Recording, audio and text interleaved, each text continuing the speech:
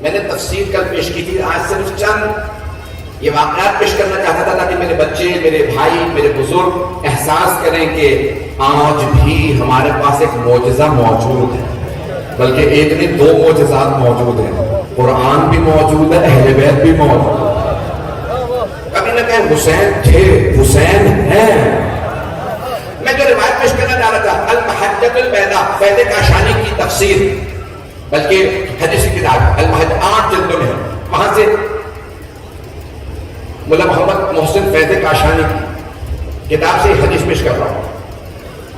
انہوں نے ایک حدیث نقل کی، رب جاری القرآن والقرآن یلعنہ، بہت سے قرآن کی تلاوت کرنے والے ہیں کہ جن پہ خود قرآن لعنت کرتا ہے۔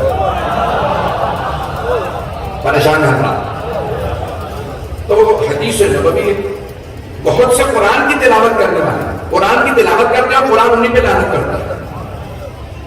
پروردگار کیسا معاملہ، کہیں حدیث میں کچھ آگے پیچھے تو نہیں ہو گیا؟ وہاں بھی قرآن رہا ہے اور لعنت بھی قرآن اس پہ کر رہا ہے۔ ہر قاری قرآن پہ نہیں کہا،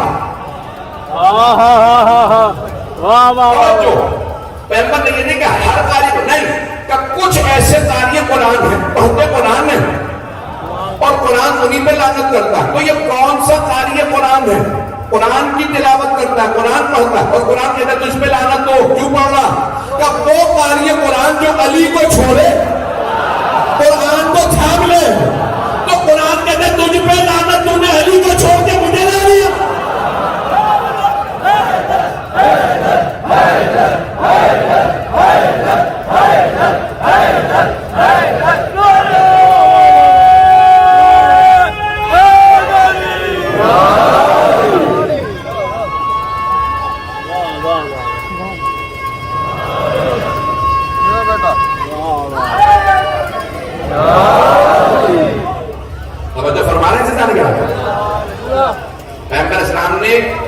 تاکید کی ہے بغیر آل محمد کے قرآن کو سمجھنے کی کوشش نہ کرنا۔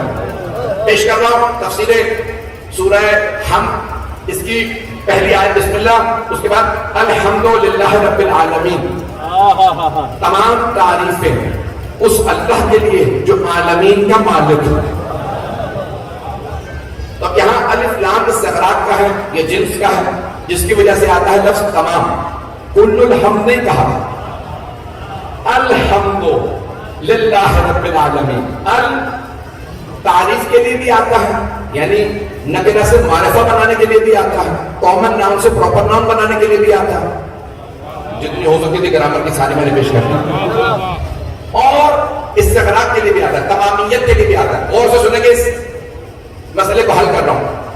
تو قرآن میں آیا الکتاب، ومن عنده علم الکتاب، الکتاب استغراق کے لیے بھی آتا ہے، ٹوٹیلٹی کے لیے انگریزی میں کہتے ہیں، یہ اردو میں کہتے ہیں تمامیت کے لیے، تمام کے لیے۔ تو بہت سے لوگ کہتے ہیں کہ نہیں، جس کے پاس کتاب کا علم ہو، ہم ترجمہ کرتے ہیں جس کے پاس پوری کتاب کا علم ہو، پوری کتاب کا علم ہو، اور پوری کتاب کا علم صرف رسول خدا کے بعد علی مرتضیٰ کے پاس ہے یا آل محمد کے پاس ہے، امت کے پاس نہیں، صحابہ کے پاس نہیں۔ صحابہ کو بھی جب سوال ہوتا تھا تو علی کے پاس آتے تھے، اور سارے صحابہ میں، تابعین میں، تبع تابعین میں قرآن فرماتا ہے فَاسْأَلُوا أَهْلَ الذِّكْرِ إِن كُنتُمْ لَا تَعْلَمُونَ، سوال کرو اہل ذکر سے اگر تم علم نہیں رکھتے۔ تو سارے صحابہ میں دیکھو، جملہ پیش کر رہا ہوں، بہت بڑے پیر صاحب گزرے، ان کا بھی انتقال ہو گیا، جیسے نصیر الدین شاہ آف گولڑا شریف، اسلام آباد اگر آپ کبھی جانے کا اتفاق ہو تو گولڑا شریف میں گدی ہے، پیر تھے، سید تھے، شیعہ نیک تھے، مہر علی شاہ صاحب جن کے دادا تھے، بس وہی پتا ہے جیسے کسی کو ہمشہ مہر علی شاہ صاحب بہت بڑا نام گزرا، جن کا بڑا مشہور معروف شعر ہر جگہ پہ لکھا کہ کتھے مہر علی کتھے تیری سرا، ایک گستاخ کیا کتھے جا لڑی۔ مہر علی شاہ صاحب کہتے ہیں کہ یہ آنکھیں بہت گستاخ ہیں، اس جگہ جا کے رکی ہیں کہ جہاں دوش پیغمبر ہے، پائے علی ہے۔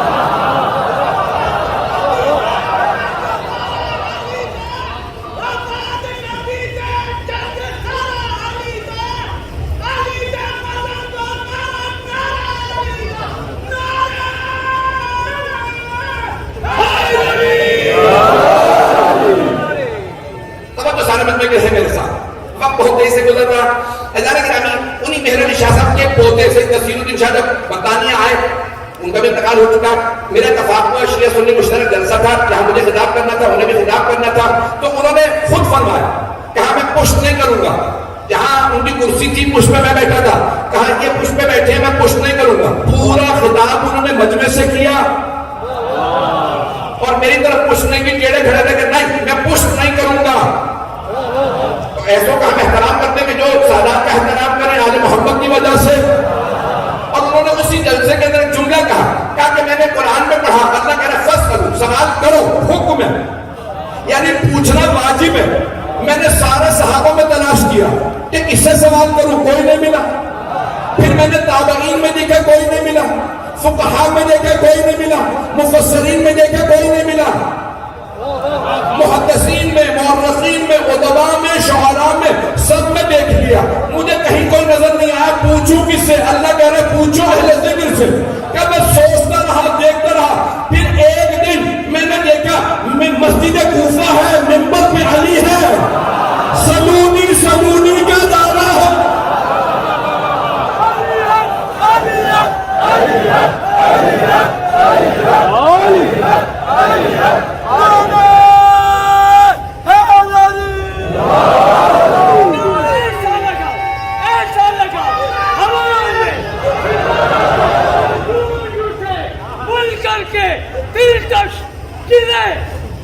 نہیں تو مرے ضرور.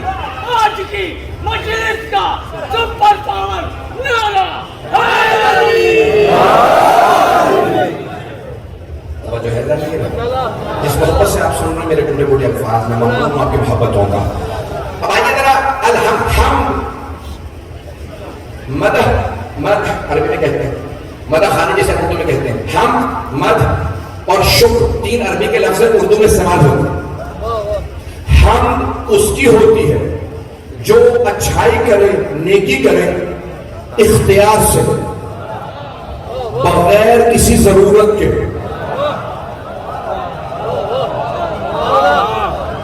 عربی لغت سے دیکھ کے بتا رہا ہوں بڑی ذمہ داری سے. حمد اس کی ہوتی ہے جو نیکی کرے, اچھائی کرے اختیار سے. سورج روشنی دیتا ہے, اختیار نہیں رکھتا. کچھ لوگ پہنچ گئے نہیں پہنچے سارا مجمع. سورج میں اختیار نہیں ہے. کبھی بھی دن نکلے گا سورج روشنی دے گا, رات میں اس لیے نہیں آپ کہیں کہ ابھی نہیں دے رہا, نہیں ابھی بھی روشنی دے رہا. ہمارا رخ سورج کی طرف نہیں ہے. نہیں ہے مجمع, میں وضاحت نہیں کرنا چاہتا, مجھے وضاحت کرنی پڑ رہی ہے. یہ ہے زمین, کرۂ ارض, یہ ہے سورج. جتنی روشنی زمین پہ ہے وہ سورج کی وجہ سے, اور جتنا اندھیرا زمین پہ ہے وہ سورج کی وجہ سے نہیں ہے, کیونکہ سورج میں اندھیرا ہے ہی نہیں. ابھی بھی نہیں ہے مطلب, سن لیں, سائنس پر ذمہ داری سے پیش کر رہا ہوں. اسکولوں میں آپ نے پڑھا ہوگا کرۂ ارض پہ جتنی روشنی ہے سورج سے, اندھیرا زمین کا اپنا. کیوں؟ زمین گھوم رہی ہے. جب سورج کا رخ کرتی ہے تو روشنی آ جاتی ہے, اور جب رخ پھیر لیتی ہے تو اندھیرا آ جاتا ہے. سورج روشنی ہی دیتا ہے, اندھیرا نہیں. زمین جب رخ پھیر لے تو اندھیرا آ جاتا. زمین پہ جتنی نعمتیں ہیں اللہ کی وجہ سے ہیں. اللہ صرف نعمتیں دیتا ہے. اگر کوئی برائی ہے تو ہماری اپنی وجہ سے, جب ہم رخ پھیر لیتے ہیں.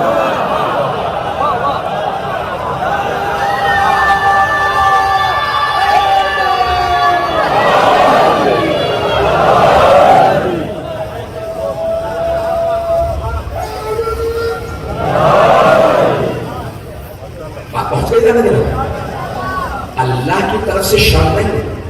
ہمارا دوسرے مسلمانوں سے بنیادی اختلاف ہے, آن ریکارڈ کیا ہے. وہ کہتے ہیں خیر و شر من اللہ, خیر اور شر دونوں اللہ کی طرف سے, اچھائی بھی اللہ کی طرف سے, برائی بھی. اہل بیت میں کا خبردار صرف یہ کہنا خیر اللہ کی طرف سے, شر تمہارا اپنا. کہ جیسے سورج سے روشنی سورج کی وجہ سے, اندھیرا اپنی وجہ سے. زمین جب رخ پھیر لیتی ہے, جب تم خدا سے پلٹ جاتے ہو تو شر میں چلے جاتے ہو, جب رخ کرتے ہو تو خیر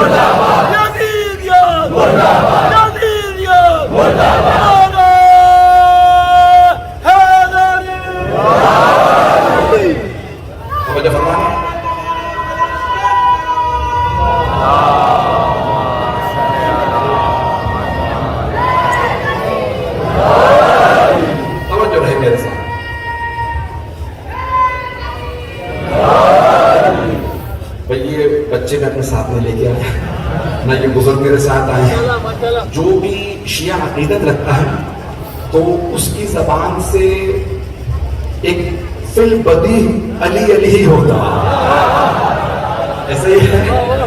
تو ویسا کہ میں پیش کر رہا ہوں کی خدمت میں کہ یہ ہمارا عقیدہ یہ ہے جو میں پیش کر رہا ہوں کہ صرف خیر اللہ کی طرف سے، شر ہمارا اپنا، برائیاں ہماری اپنی، گناہ اپنی وجہ سے کرتے ہیں، نیکی اللہ کی وجہ سے کرتے ہیں. اللہ کبھی بھی کسی کا ہاتھ پکڑ کے کسی کو برائی میں نہیں ڈالتا. توجہ توجہ، سارے بندوں کی توجہ ہو.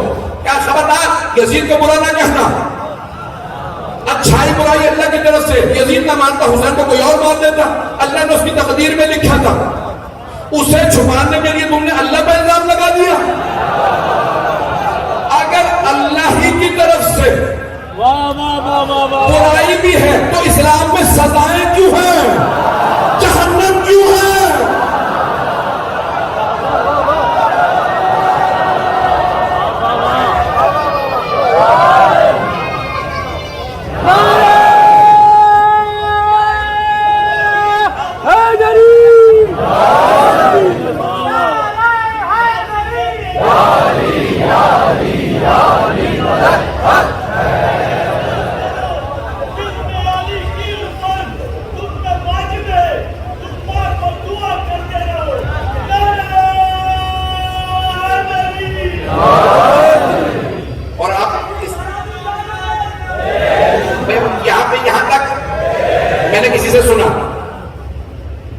اسی ملک سے آپ پاکستان میں ایک صاحب نے یہاں تک کہہ دیا کہ حسین بہت سخی ہیں، بڑے کریم ہیں.